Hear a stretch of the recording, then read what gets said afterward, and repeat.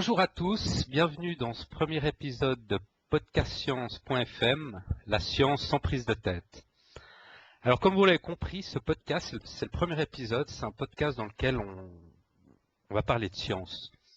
On va essayer de vulgariser un certain nombre de thèmes scientifiques, parce que c'est vrai que la science, c'est des fois un peu rébarbatif, ennuyeux, c'est pas forcément très accessible selon comment c'est présenté.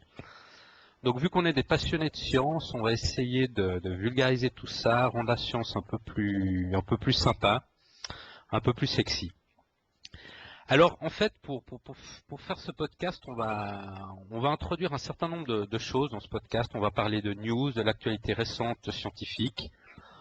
On va aussi traiter certains dossiers. Ça va dépendre un peu des semaines et tout ça. Et on est deux pour faire ce podcast. Il y a moi-même, Mathieu Favé, et mon compère Alan von Lanten. Donc je vais peut-être vite me présenter avant de passer le micro à Alan. Donc je m'appelle Mathieu Favé, je suis informaticien. Je développe actuellement des applications pour Android. Pour ceux qui ne connaissent pas Android, c'est une plateforme pour smartphone de nouvelle génération. C'est en fait Google qui propose une technologie pour développer des applications sur des smartphones. C'est un peu l'équivalent de l'iPhone, mais version Google. Alors ça, c'est mon activité journalière. À côté, je suis aussi évidemment passionné de science. Donc voici le pourquoi du comment de ce podcast. Et je suis aussi un gros fan de foot. Donc j'ai passé un bon début d'été avec le mondial. J'en ai bien profité. Et puis j'attends avec impatience le prochain mondial, mais bon, il y a encore un petit peu à attendre là. Alors voilà pour moi. Je vais vous passer Alan, mon compère. Alan, t'es là, tu nous entends? Salut Mathieu, je suis là, ouais. Ouais. Merci pour cette présentation. Peut-être encore juste préciser une chose, c'est que tu vis à Barcelone. Aujourd'hui, exceptionnellement, tu te trouves également en Suisse. En principe, on va faire ce podcast à distance, à travers Skype. C'est un podcast international. Alors moi, je vais aussi me présenter en deux mots. Comme toi, passionné de science. En fait, on a plein de points communs à la réflexion. Je travaille aussi dans l'informatique. Moi, je suis pas développeur, mais consultant et chef de projet sur des projets Internet notamment. Également passionné de toutes sortes de choses. Alors un peu moins de foot, un peu plus de musique. Mais notre point commun, c'est la science. On en a C'est au pour ça moins qu'on un, est c'est là. déjà ça, quoi. Exactement. Donc moi, j'habite à Lausanne, en Suisse. Euh, Et que dire d'autre? Que je suis content de démarrer ce podcast. Je me réjouis. Je trouve que l'idée est super cool. Donc autant préciser d'emblée, enfin on l'a fait maintenant, on n'est pas scientifique ni l'un ni l'autre, on est juste passionné puis on a envie de partager notre passion. Je pense qu'il y a pas mal à faire dans la vulgarisation scientifique. Souvent les concepts, comme tu le disais, sont présentés comme étant rébarbatifs, ça fait peur, la science ça a l'air extrêmement sérieux.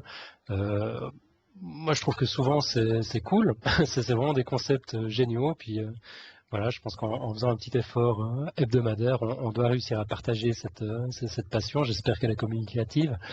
D'ailleurs, ouais, Euh, excuse-moi, je sais pas si je l'ai dit, on va essayer de faire un podcast hebdomadaire justement, de faire un épisode par semaine. Alors voilà, je savais plus si je l'avais dit, mais je le rajoute pour que vous le sachiez. Donc chaque semaine, on va faire un nouvel épisode et on va un peu introduire des nouvelles thématiques scientifiques. Voilà, je te laisse la parole, Alan. Juste peut-être encore une bricole pour dire que on va essayer de rendre ce podcast aussi interactif que possible. On invite les auditeurs à partager leurs commentaires, leurs désirs pour qu'on traite de tel ou tel sujet, et puis à être critique, quoi. Faut y aller, on veut faire de la qualité, donc si on n'est pas à la hauteur, lâchez-vous. Soyez quand même Euh, un petit peu indulgents au début, vu qu'on n'a pas trop ouais, l'habitude pour la première. de parler derrière un micro, on risque de balbutier un peu les premières fois, donc soyez un peu indulgents, mais sinon on est à l'écoute de vos commentaires. Il n'y a pas de Ouais, souci. on est à l'écoute, donc on a un site web qui vous permet de réagir par des commentaires. Tu peux peut-être donner l'adresse, Mathieu? Alors le site web, il s'appelle podcastscience.fm, donc podcast science en un mot et .fm. Donc, Voilà, tout collé, tout au singulier. On nous trouve aussi sur Twitter et sur Facebook.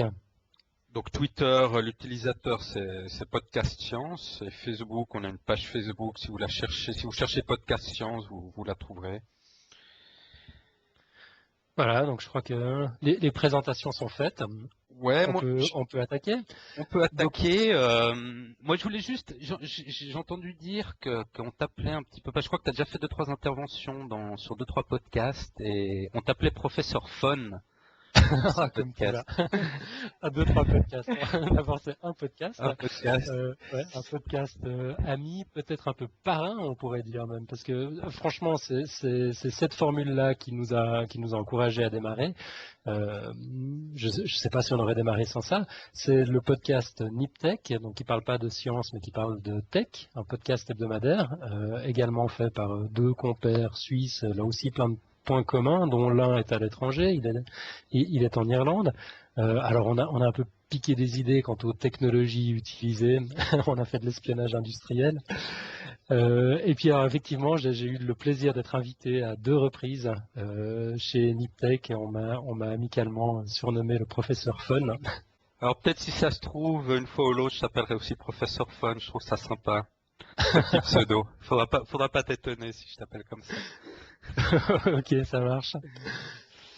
Alors on va peut-être commencer par une première news en fait. En fait, c'est une news que j'ai lue durant l'été sur une thématique que je connaissais pas du tout et j'ai trouvé intéressant.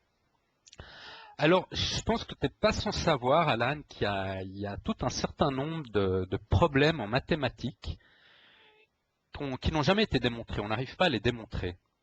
C'est des problèmes qu'on appelle millénaires, en fait. C'est des problèmes mathématiques, voilà, et on attend que quelqu'un trouve la solution pour démontrer ces problèmes. Alors, vu que c'est des problèmes très costauds, il y a un certain nombre d'instituts qui proposent même des récompenses aux scientifiques. Donc, des récompenses, ça peut aller jusqu'à $1 million pour le scientifique qui arrive à résoudre ces problèmes.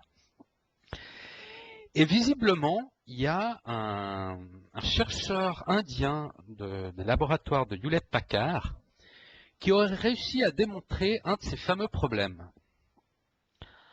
Alors, Ok, donc tu peux nous en dire un peu j'ai pas plus, pris le c'est sujet le problème. plus simple pour ce premier podcast parce que c'est assez ardu. Mais bon, ça va être un bon exercice pour moi pour essayer de vulgariser ça.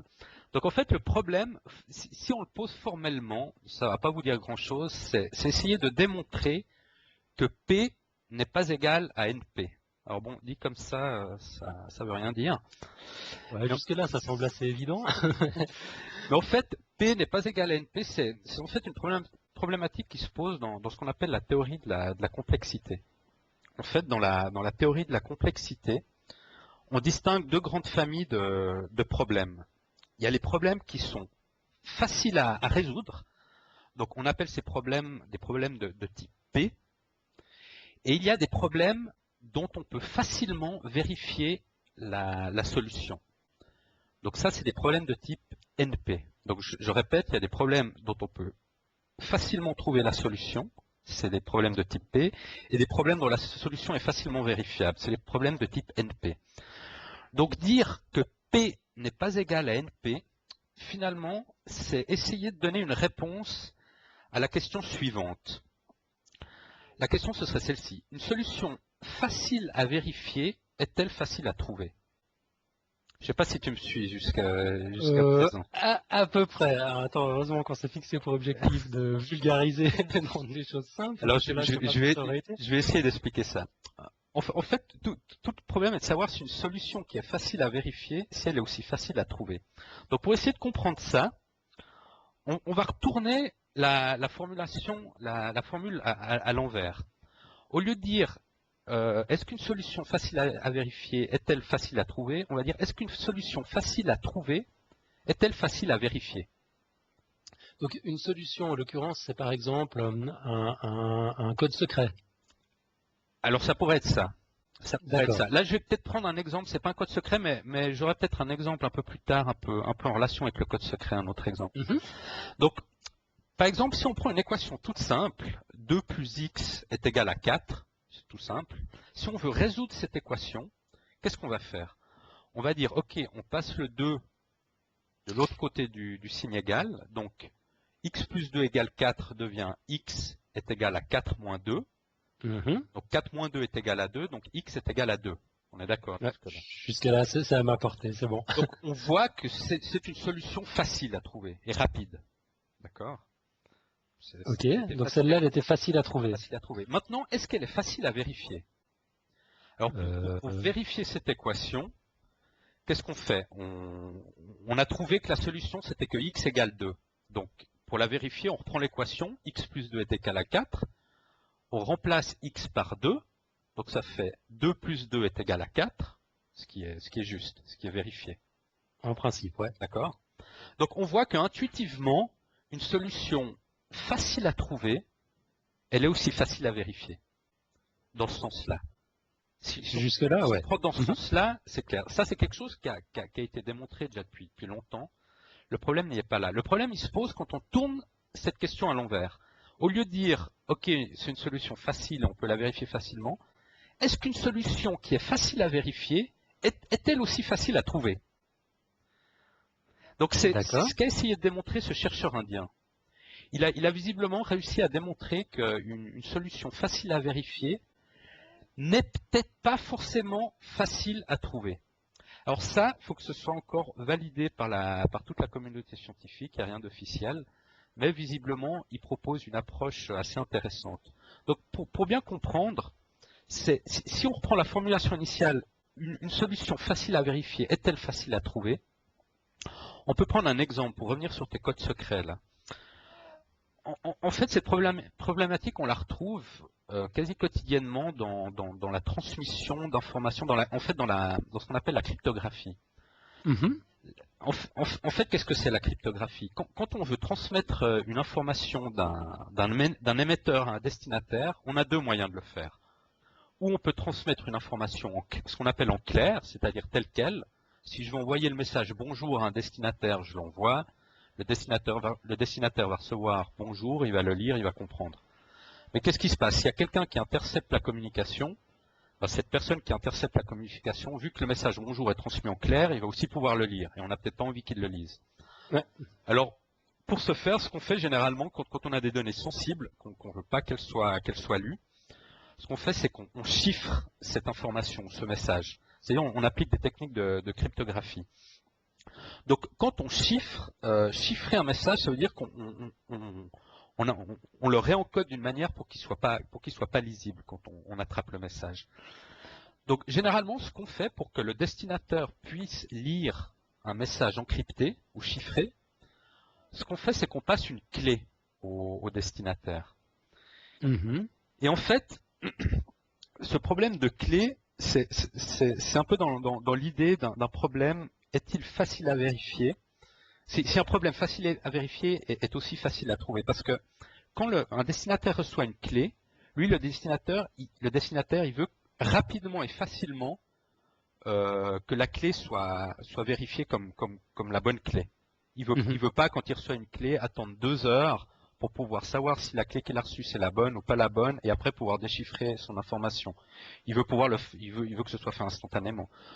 Donc on voit qu'actuellement, généralement, quand on fait une communication chiffrée, ben, la clé, le destinataire qui reçoit la clé, il peut vérifier très facilement que c'est la bonne clé. Par contre, Donc une communication chiffrée, peut-être pour ceux qui ne sont pas familiers, c'est quand tu te connectes à ton compte e-banking, euh, c'est ce genre de choses. c'est justement quand on doit Ouais. transmettre par exemple des informations bancaires ou des informations privées qu'on n'a pas envie qu'elles puissent être interceptées. Là, on Mhm. fait des transmissions chiffrées justement. Donc on voit que dans une transmission chiffrée, la clé, on peut facilement vérifier que la clé est la bonne clé. Par contre, si Ouais. quelqu'un tente d'intercepter la conversation, s'il veut obtenir la clé qu'il ne connaît pas pour pouvoir déchiffrer le message, il faut que ce soit dur à trouver cette clé, il faut que ce soit difficile. D'accord. Donc, Ah ouais, ok, donc ça commence à faire sens tout ça. on retrouve la formulation initiale qui disait qu'en fait, dans ce cas de figure de la clé, c'est une solution facile à vérifier, la clé on peut facilement Mhm. vérifier, mais c'est difficile à trouver la clé. Ouais, on veut surtout pas que la On clé veut soit surtout facile à pas. trouver en l'occurrence. Donc en Mhm. fait, on s'est basé sur cette hypothèse depuis longtemps en informatique, comme quoi une solution facile à vérifier n'est pas forcément facile à trouver, mais on n'avait jamais réussi à le démontrer formellement en mathématiques. Et visiblement, cet Indien a réussi à démontrer formellement qu'une solution voilà, facile à vérifier n'est pas forcément facile à trouver. Elle peut l'être, mais pas forcément. D'accord. Ouais, bah ça vaut le million de dollars. Je conçois. Ouais, alors comme j'ai dit, il faut encore que ce soit validé par toute la communauté scientifique. Donc voilà, on vous tiendra au courant si on a des nouvelles à ce sujet. Et bon, moi j'ai trouvé marrant parce que c'est en fait ce genre de questions, ça peut paraître un peu tordu comme ça, mais en fait on se rend compte que ça amène à des applications quotidiennes, comme par exemple quand vous vous connectez justement sur votre compte de e-banking, vous le faites très souvent.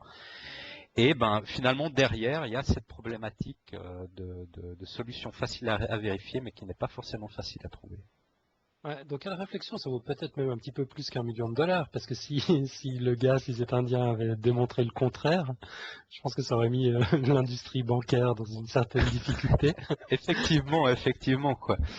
Mais d'ailleurs, je crois qu'il y a dans un des articles qui explique ça, il y a un scientifique qui croit qu'on va pas que la démonstration qu'a fait cette personne, cet Indien en fait, il va pas arriver à démontrer le problème, donc il a rajouté 200 000 dollars au prix initial d'1 million de dollars parce qu'il croit que finalement cette démonstration ne va pas être valide. Donc, Il est sûr de son coup, là. on va voir, quoi.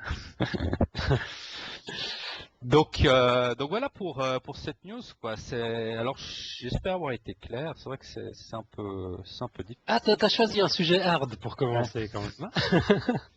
Mais écoute, non, au final, moi, j'ai trouvé clair. J'ai dû m'accrocher un peu, mais à la fin, c'était très clair, quoi.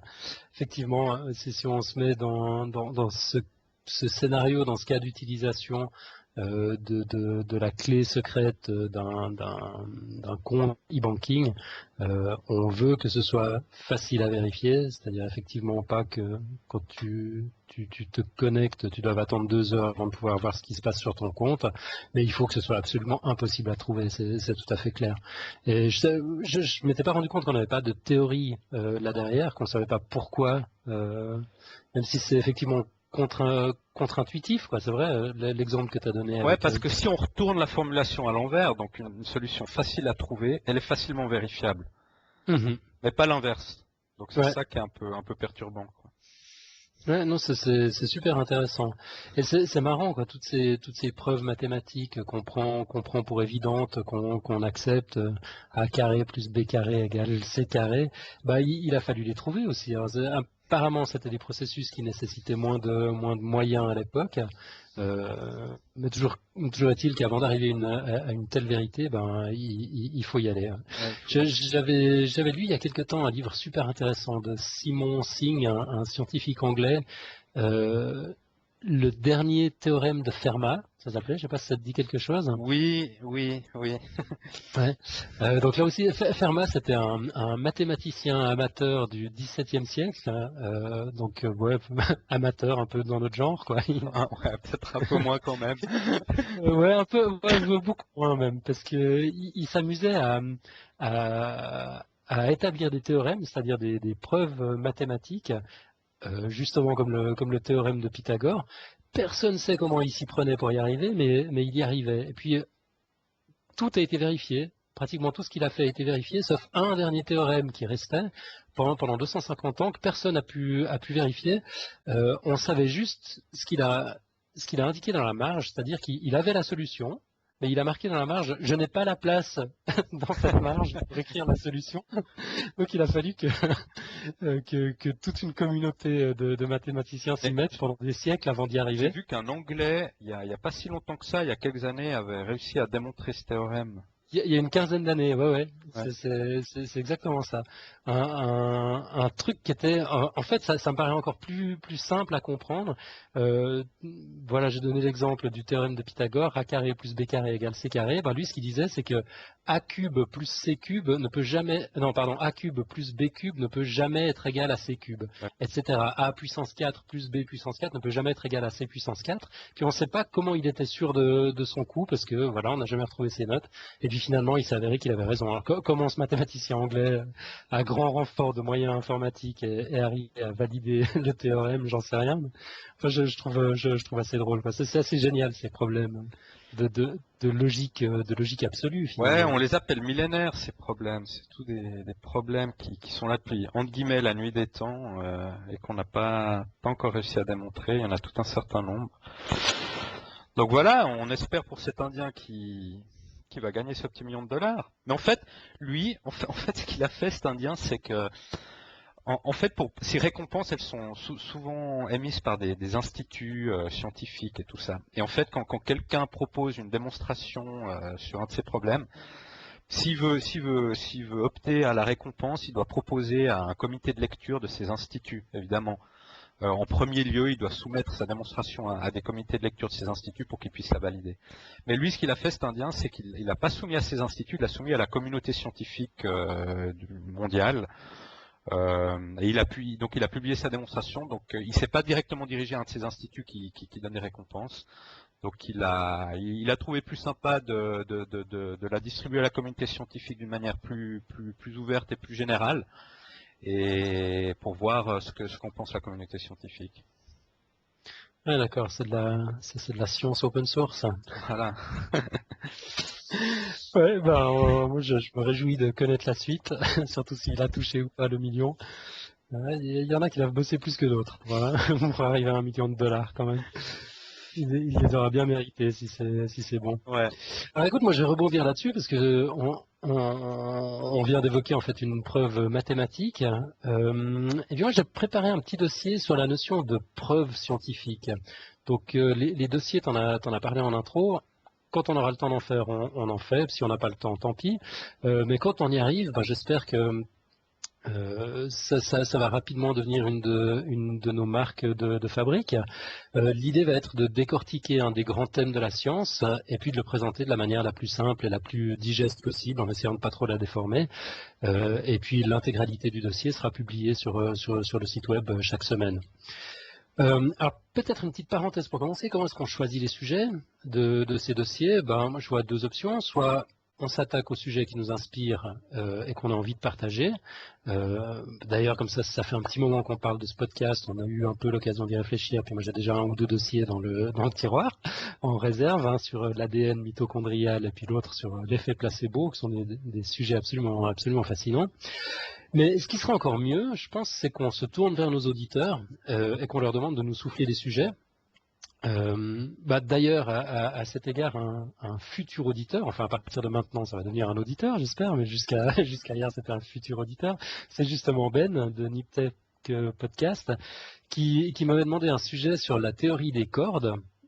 Et puis, c'est là qu'on mesure à quel point la vulgarisation scientifique est un exercice drôlement difficile. Ouais. Le sujet est tellement costaud. Ouais, le sujet de la théorie des cordes, j'avais déjà un peu aussi étudié la chose, c'est assez costaud, mais ça peut être sympa d'essayer de faire un dossier là-dessus. On y viendra tôt ou tard, ouais, faut qu'on trouve l'angle, quoi. Donc désolé Ben, ce sera pour plus tard. Mais moi, je me sacrifie pour ce thème-là. Alors, je sais pas quand je vais le faire, mais je suis assez pour aussi un peu parler de la théorie des cordes. Ah, t'aimes bien les sujets costauds, toi, hein? J'aime bien la physique, en fait. J'aime bien tout ce qui est physique quantique, physique fondamentale, tout ça. Et ça m'intéresse assez, donc je suis aussi assez régulièrement les news qui tournent là autour, et j'ai déjà une petite idée un peu générale de ces choses-là. Donc voilà, ce sera l'occasion de formaliser un peu mieux mes idées, ma compréhension de ces sujets. Ah, c'est formidable, tu m'enlèves une grosse épine du pied, là.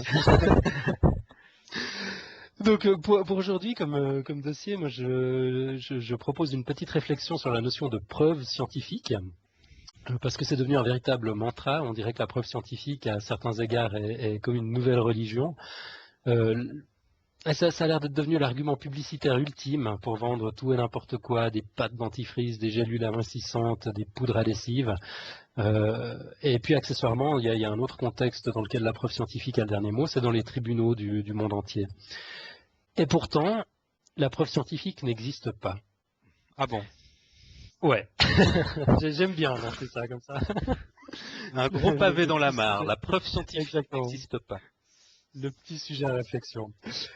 Donc la preuve mathématique dont on vient de parler, le théorème, ça c'est clair, c'est imparable, c'est inévitable, c'est infalsifiable, quelle que soit l'époque, la culture, le contexte. Dans un triangle rectangle, le carré de l'hypoténuse est toujours égal à la somme des carrés des cathètes. Ouf, j'ai réussi. Toujours, partout. Mais une preuve scientifique, c'est un peu plus compliqué. Si on prend par exemple la loi universelle de la gravitation qui a été formulée par Newton au XVIIe siècle, qui est pourtant valide, ça marche, ça permet de comprendre pourquoi les choses tombent, le pourquoi et comment des marées, les interactions entre les astres, cette loi a priori universelle, entre guillemets, ne suffisait pas pour expliquer des minuscules anomalies dans l'orbite de Mercure, la première planète du système solaire, celle qui est la plus proche du Soleil.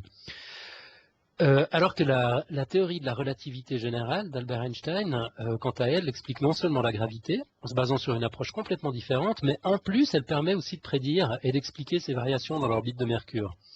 Donc la preuve scientifique de Newton a été supplantée par la preuve scientifique d'Einstein. D'accord. Et d'ailleurs, si la théorie d'Einstein reste aujourd'hui la théorie de référence en astrophysique, on sait déjà aujourd'hui qu'elle n'explique pas tout non plus, et que tôt ou tard, elle finira par être mise en question. D'ailleurs, la théorie de la relativité. D'ailleurs, la théorie de la relativité d'Einstein explique des phénomènes qui se passent dans l'infiniment grand, donc planètes, astres et tout ça, mais n'arrive pas à expliquer certains phénomènes dans l'infiniment petit. Exactement. Elle a aussi ses limites à ce niveau-là. Ouais. Je suppose que tu y viendras quand tu nous expliqueras la théorie des cordes. Voilà. On va laisser ce sujet de côté pour nous. Donc, si je reviens à ma notion de preuve, si une théorie prouvée peut être remise en question par une autre théorie 2 siècles plus tard, est-ce qu'on peut encore parler de preuve? Pour ma part, je pense que non. Donc, contrairement aux religions, il n'y a pas de vérité en science.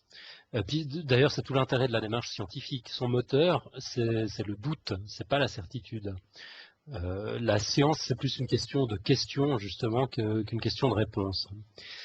Une théorie scientifique passe par de nombreux états. Donc, au début, c'est juste une idée, c'est juste une hypothèse. Et puis, si cette hypothèse est soutenue par des observations systématiques qui viennent la confirmer, au point de pouvoir prédire les résultats de l'expérience, alors seulement elle est érigée au rang de théorie acceptée par la communauté scientifique. Et encore, je fais court.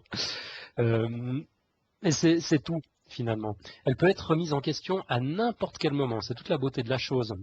Si d'autres observations à un moment donné viennent invalider ou nuancer la théorie, ce qui peut arriver n'importe quand, particulièrement à cause de l'évolution des moyens technologiques qui permettent de conduire les observations, l'ancienne théorie est tout simplement remplacée par une nouvelle, comme pour la gravitation et la relativité.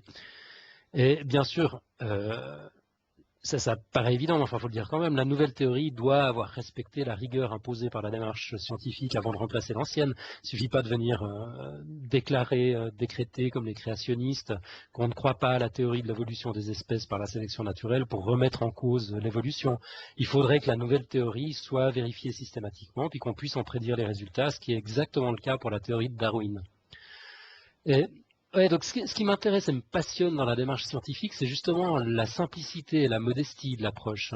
On s'attaque aux problèmes les uns après les autres, en tout petit bout par tout petit bout, en toute humilité, et tout papier scientifique est soumis à une revue critique par des pairs, donc par d'autres scientifiques spécialistes du domaine avant publication, pour limiter au maximum les risques de dérive. Toute affirmation, toute prise de position doit être supportée par des travaux antérieurs, eux-mêmes revus par des spécialistes avant publication. Bref, la science fait tout ce qu'elle peut pour constituer sa formidable somme de savoir, tout en évitant les biais et les raccourcis existants dans d'autres disciplines. Et évidemment, comme partout, il y a des dérives de temps en temps, mais la science prend en compte dans sa démarche les faiblesses humaines, donc le découragement, l'optimisme qui fait qu'on veut croire à d'autres résultats que ce qu'on observe, l'hypergénéralisation, le fait de croire que voilà, tout le monde sera d'accord avec un postulat qu'on a, la paresse, l'asservissement au pouvoir, l'envie d'avoir raison, le besoin de reconnaissance, le besoin de se démarquer, bref, tout ça est inclus finalement dans la rigueur de la démarche. Qui prévoit des garde-fous et qui rendent la science aussi intègre que possible en soumettant notamment toute hypothèse à une pensée hyper critique. C'est-à-dire qu'on part du point de vue qu'on va se planter en gros, plutôt que de partir du point de vue qu'on aura raison. Et puis on sait d'emblée que c'est exactement comme ça que ça va être révisé par les scientifiques spécialistes du domaine. Ils vont rien laisser passer. Donc, dans cet esprit-là, si on peut toujours, tout peut toujours être mis en question, ben, je pose la question une nouvelle fois, est-ce qu'on peut parler de preuves? Donc, à part les publicitaires, si on y pense, qui est-ce qui parle de preuves scientifiques aujourd'hui? Bah, pas grand monde, à vrai dire. En tout cas, pas les scientifiques. Si tu tapes preuves scientifiques dans Google pour voir, tu seras super étonné, quoi. Le résultat est surprenant. Il y a de tout, sauf une définition. Il y a même pas un article sur la notion de preuve scientifique dans le Wikipédia en version française. Ah bon? Donc, Alors là, je viens de taper preuve scientifique dans Google. Bon, il dit, là je suis tombé sur un lien, la preuve scientifique. La preuve sert à établir qu'une chose est vraie. Mais bon. bien. Écoute, ouais, je suis en train de regarder en diagonale. Il Par y a exemple, là, bien je lis, tous m'ont dit que la preuve scientifique ne sera jamais la reine des preuves. Donc ça rejoint un peu ce que tu dis. Ouais, alors là, je sais pas qui dit ça, mais on est d'accord, effectivement.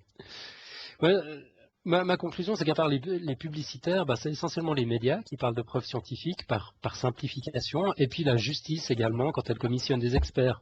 Mais je pense que tout ça est un abus de langage, même pour une preuve de paternité par analyse ADN. C'est-à-dire, tout ce que permet la démarche, au fond, c'est d'exclure certaines hypothèses. On peut être sûr à 100% que Maurice n'est pas le père de Benjamin, mais la démarche peut conclure, dans l'autre sens, à une très forte probabilité de filiation, peut-être même supérieure à 99%, 99% pour nos amis français, entre, ben, je ne sais pas, Pierre et Benjamin. Mais même dans ce cas-là, la notion de preuve scientifique est un raccourci de langage. Une notion qui serait plus correcte, ce serait de dire une probabilité statistique extrêmement élevée. Voilà. Ouais. Voilà. On peut toujours trouver plus élevé, quoi. Il y a plus élevé que 99%, 99,1, 99,2%. Donc, toute preuve de ce type-là pourrait toujours être invalidée par une probabilité statistique encore plus élevée. Une probabilité de 100% en science, ça n'existe pas.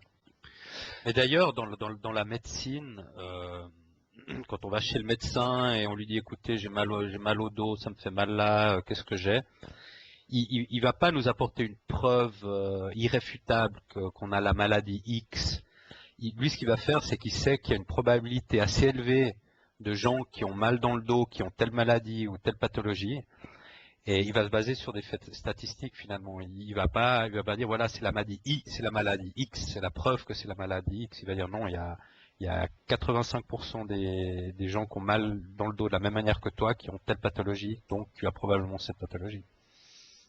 Ouais, c'est exactement ça. Et ça encore, c'est si c'est un bon médecin, parce que d'autres vont te dire que non, t'as rien du tout, parce qu'on voit pas de symptômes sur les radios. Ouais, ça c'est un autre débat quoi. Ouais, qui est un peu lié en fait. Ouais, C'est un peu ce qui a inspiré ce thème, parce que moi j'entends parfois dire autour de moi que la science est arrogante, qu'elle est la seule à prétendre détenir la vérité. Ça vient en général de la part de personnes qui ne sont pas concernées directement par la science, qui ne sont pas particulièrement exposées, pas particulièrement passionnées, pardon, mais qui sont justement exposées à travers les médias ou à travers la médecine à cette notion de scientifiquement prouvé. Et puis le but de ce dossier, bah, c'était un peu de réhabiliter cette pauvre science qui est souvent malmenée, puis qui au fond n'est qu'une démarche, quoi, sans doute la meilleure que l'humanité ait trouvée jusqu'ici pour capitaliser au fil des générations les sommes de connaissances qu'on n'aurait jamais pu acquérir en une seule vie. Il n'y a pas besoin, grâce à cette démarche, de repartir de zéro à chaque nouvelle hypothèse. On peut s'appuyer sur des travaux existants, puis on sait qu'ils ont été vérifiés, que c'est fiable, qu'on peut y aller. Donc bref, moi je pense qu'il y a des scientifiques arrogants, évidemment, il y a des êtres humains arrogants, les scientifiques n'y dérogent pas, ça ne fait aucun doute. Il y a des médecins qui se croient omniscients et qui font bien sentir à leurs patients qui détient le pouvoir et le savoir et qui n'y connaît rien. Mais ça, c'est pas de la science, ça c'est juste de la bêtise humaine, une notion à ne pas confondre. Et puis ben, Mathieu, je crois qu'on va tout faire pour s'atteler au fil des numéros du podcast à démontrer que la science, c'est pas ça, c'est pas de l'arrogance, c'est pas de la bêtise. Au contraire, la science, c'est passionnant. Ouais. Et ça peut être drôle. On va essayer de trouver des sujets drôles aussi une fois ou l'autre. Ben moi, je veux peut-être rebondir sur ton dossier. Bon, on va essayer d'éviter de parler de preuves irréfutables dorénavant dans nos podcasts, parce que sinon, Sinon, ça va pas passer le comité de censure. Voilà, ça va pas passer le comité de censure. Je veille. Non, moi, je rebondis un petit peu parce que j'ai vu une vidéo il y a quelques jours assez sympa. En fait, dans cette vidéo, il y a une personne qui s'appelle Phil Plait qui apparaît. En fait, pour ceux qui connaissent pas Phil Plait, c'est le créateur d'un blog scientifique et d'astronomie qui s'appelle Bad Astronomy. Donc c'est un blog en anglais et ce Phil Plait a pas mal de succès avec ce blog dans le monde anglo-saxon. Et en fait, on le voit dans une petite vidéo de 4 minutes, on la publiera sur le site, dans laquelle il explique pourquoi la science c'est important. Donc, je vous laisserai regarder la vidéo parce que je trouve qu'il le fait d'une manière assez convaincante et il va le faire beaucoup mieux que moi. Mais en gros, ce qu'il dit, c'est que, ben voilà, dans la vie de tous les jours, on est entouré d'appareils, par exemple, comme des téléphones portables, des ordinateurs, des écrans de TV, qu'on utilise quotidiennement. Et en fait, tous ces appareils, c'est de la science. Il y a de la science derrière. Et ce qu'il nous dit, ce qu'il essaye de nous dire, c'est que voilà, la science, elle est partout. Elle nous entoure en permanence, elle est partout. Donc, ce serait dommage de l'ignorer finalement. Et en fait, la science nous explique un peu notre réalité dans laquelle on vit. Elle nous aide à la comprendre. Et donc, ce serait vraiment dommage de l'ignorer. Donc, il nous incite à aimer la science, à essayer de se poser des questions, pourquoi certains phénomènes se passent d'une manière et pas d'une autre, d'essayer de faire des observations pour justement, comme tu en as parlé avant, essayer de valider une théorie, sans pour autant que ce soit une preuve irréfutable, mais voilà, il nous encourage à ça. Donc j'ai trouvé sympa ces 4 minutes, c'est en anglais, j'ai malheureusement pas trouvé une version traduite en français, mais je crois que c'est assez clair, et lui, c'est un type super passionnant, et je trouve que ça allait bien pour ce premier podcast, parce que ça illustre bien pourquoi nous, on a aussi voulu faire ce podcast. C'est parce que voilà, nous on voit la science, en tout cas moi je la vois tous les jours, je vois une voiture rouler, je m'imagine comment ça fonctionne une voiture, je vois un ordinateur, je m'imagine comment ça fonctionne un ordinateur, et voilà, des phénomènes naturels aussi, tout ça, donc bah voilà, on va publier cette vidéo. Je sais pas si tu l'as vue toi, cette vidéo, Alan. Oui, oui, moi je l'ai vu, j'adore ça, quoi. Ça c'est une espèce de modèle absolu. Moi j'aimerais bien pouvoir parler de la science comme il en parle. J'ai été confronté en fait à ce thème il y a pas longtemps en parlant avec des collègues de notre projet de podcast. Puis il y en a un qui me dit ouais mais bon au fond la science ça sert à quoi dans la vie de tous les jours. Puis je me suis retrouvé un petit peu embêté. J'ai dû quand même réfléchir 2 minutes et puis tout ce que j'ai réussi à sortir. Non, en fait, la question était un peu plus précise. C'était la théorie de la relativité. À quoi est-ce que ça sert dans la vie de tous les jours? Il m'a fallu un petit moment quand même pour sortir le GPS, qui effectivement est un système génial. Il en parle d'ailleurs, Phil Plait, je crois, dans cette Ouais, absolument. Ouais, ouais.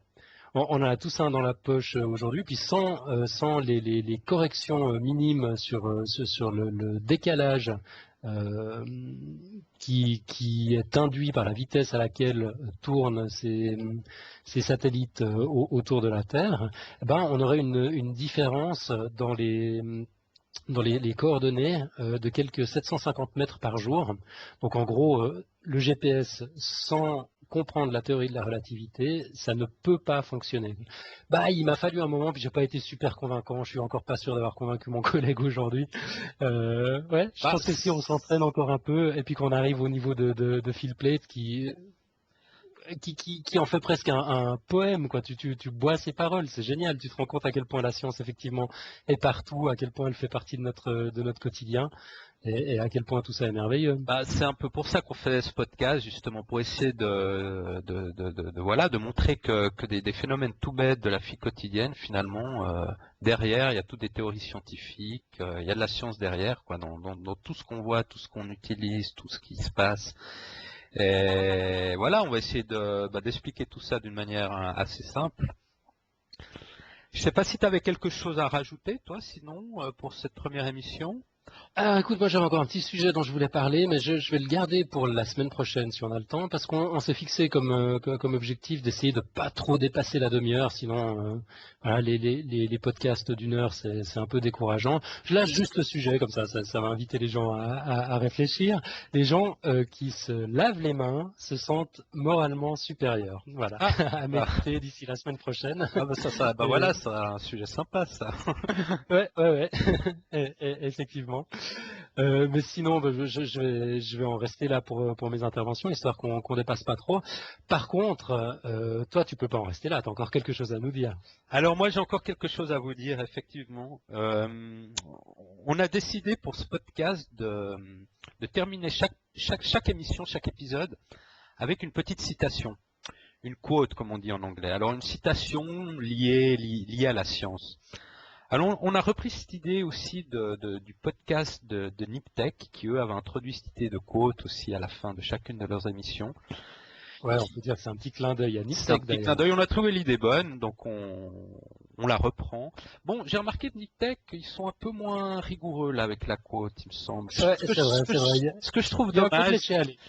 ce que je trouve dommage personnellement, moi je trouvais bien, donc je les invite à relancer un peu plus cette histoire de quote. Mais bon, ça c'est leur problème, quoi. Mais moi je trouvais sympa. Le message est passé. Non, t'as raison, il faut méditer un peu. Elle était bien cette quote. Donc, nous on reprend un peu cette idée de quote. Alors là j'ai une première quote pour ce premier épisode. Alors pour la petite histoire, cette quote, en fait le thème, ça vient d'une dissertation que j'avais fait quand j'étais à l'école. Alors, bon, j'étais pas très fan des dissertations, j'aimais pas trop ça, mais il y en a une dont le thème m'est resté parce que justement c'est un thème lié à la science. Alors, c'est un thème en fait c'est François Rabelais qui avait dit ça. Donc j'ai juste regardé avant sur la Wikipédia quand il a vécu Rabelais. Donc il est né en 1494 et il est mort en 1553. Donc c'est pas tout récent, ça fait un bail. Et ce qu'il a dit, François Rabelais, il a dit la chose suivante. Science sans conscience n'est que ruine de l'âme. Ouais, c'est magnifique. Alors, Magnifique. alors ça m'est resté parce que c'était justement un des sujets de dissertation que j'avais eu, qui m'est resté, j'avais trouvé bien. Alors voilà, méditer quoi. Moi, je pense que la science en elle-même, elle est neutre. On peut pas trop. C'est plutôt les applications qu'on en fait qui peuvent être bien ou moins bonnes, mais la science en elle-même, elle est neutre. Après, faut voir ce qu'en font les industriels. Ouais, les industriels ou les autorités, il y a eu des horreurs pendant la Deuxième Guerre mondiale qui ont été faites au nom de la science. Moi, je pense que cette phrase, elle est plus vraie que jamais, quoi. Comme si Rabelais avait pu imaginer les dérives de la manipulation génétique. Ou on voit la fission nucléaire. Ouais. En soi, la fission nucléaire, c'est une découverte merveilleuse. Ça a des applications dans le monde de la médecine super importantes, mais par contre, on peut aussi faire des bombes atomiques avec.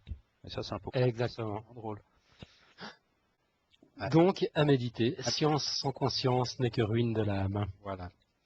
Magnifique. Bah, c'est superbe comme quote pour un premier podcast, pour ce premier podcast sur la science. Alors, c'est gentil, mais je crois qu'on arrive un petit peu au bout là du premier épisode, non? Ouais, je crois qu'on a dépassé allègrement 40 minutes. Là, si on n'arrive pas à se tenir à la demi-heure, il n'y a pas moyen. On y arrivera. On y arrivera. On papote beaucoup, on zappe d'un sujet à l'autre. Il va falloir qu'on se discipline un peu, ma foi. On apprend, quoi. On est tout bébé dans le domaine. On peut que s'améliorer.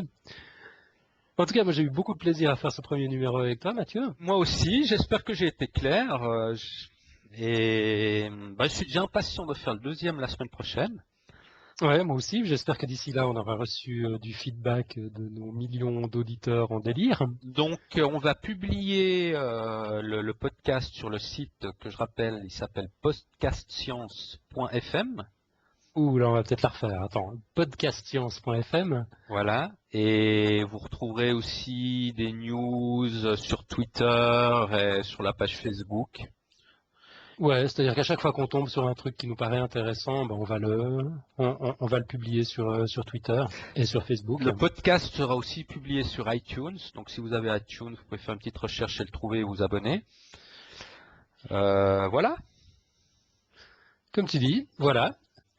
Donc, merci Alan pour ce premier épisode. Merci à toi Mathieu. Je te souhaite une bonne semaine et on se voit la semaine prochaine pour la deuxième émission. Exactement. D'ici là, bon retour à Barcelone. Merci bien. Je repars demain. Là, je vais avoir un long voyage, mais ça va bien se passer. Il n'y a pas de souci. Ça va. Bonne route. Allez, à bientôt. Ciao. Bonne semaine.